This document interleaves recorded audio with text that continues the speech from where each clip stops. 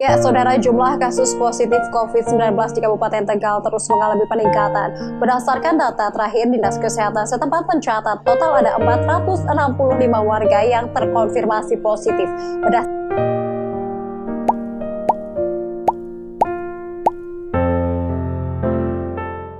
Halo, perkenalkan, nama saya Angela Jessica Kunijanto, mahasiswa akuntansi dari Universitas Surabaya. Hari ini saya membawa topik tentang mari mencegah dengan vaksin.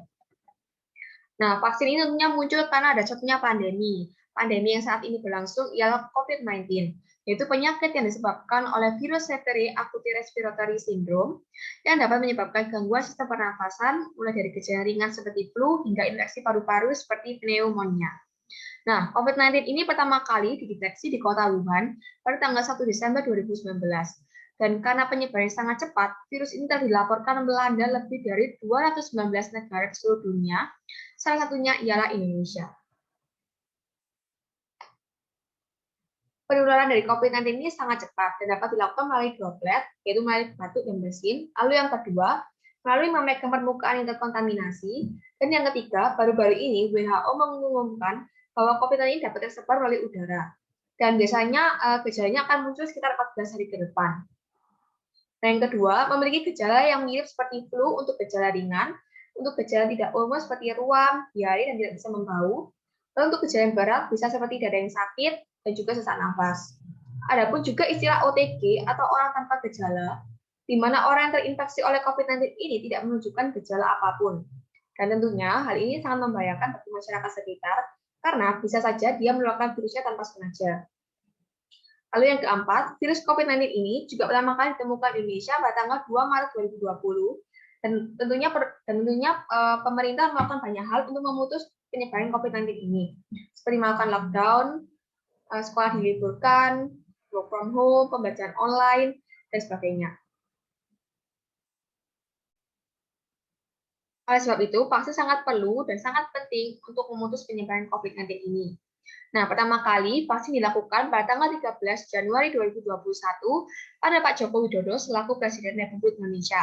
Dan selanjutnya vaksin mulai dilakukan kepada sejumlah pejabat, tokoh agama, organisasi profesi, serta perwakilan masyarakat.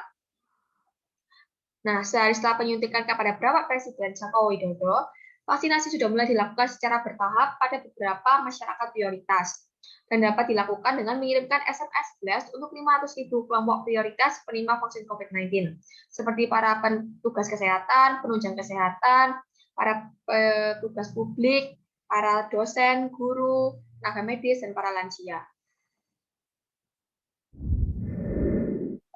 Nah, untuk mekanisme pendaftaran vaksinasi ini terdapat dua mekanisme, di mana mekanisme yang pertama itu berbasis Vaskes atau pemerintah, dan pendaftarannya melalui link yang disediakan di website Kemenkes dan PTC-PN. Untuk mekanisme yang kedua, ialah vaksinasi massal di tempat yang diselenggarakan oleh organisasi maupun instansi yang bekerjasama dengan Kemenkes dan Dinas Kesehatan.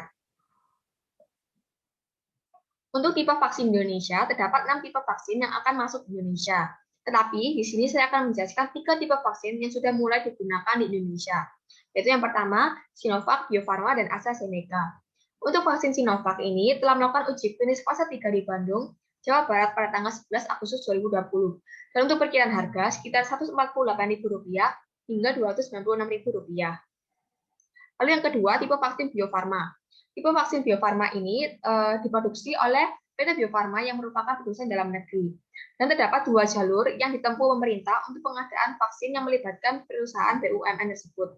Di mana jalur pertamanya, pemerintah melalui Bio Farma menjalin kerjasama dengan perusahaan vaksin asal Cina, yaitu Sinovac Biotech.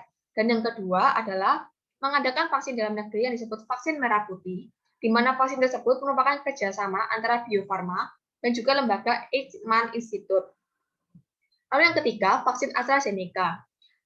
AstraZeneca ini memiliki keefektifan rata-rata 70% dan dianggap mudah didistribusikan karena tidak perlu disimpan pada suhu yang sangat dingin. Nah, kesimpulannya, vaksin tidak perlu dilakukan dan jangan takut untuk vaksin, karena vaksin ini melindungi tubuh dari infeksi virus COVID-19 dan juga tentunya untuk mencegah penularan COVID-19 lebih lanjut lagi. Lalu yang ketiga, vaksin ini tidak membuat seseorang menjadi positif COVID-19 pada pemeriksaan virus dan dia sangat aman. Lalu yang keempat, vaksin COVID-19 tidak mengubah DNA. Dan yang terakhir, tentunya vaksin ini dapat membantu Anda untuk melindungi orang-orang yang kalian sayangi. Jadi jangan takut untuk vaksin. Terima kasih dan salam sehat.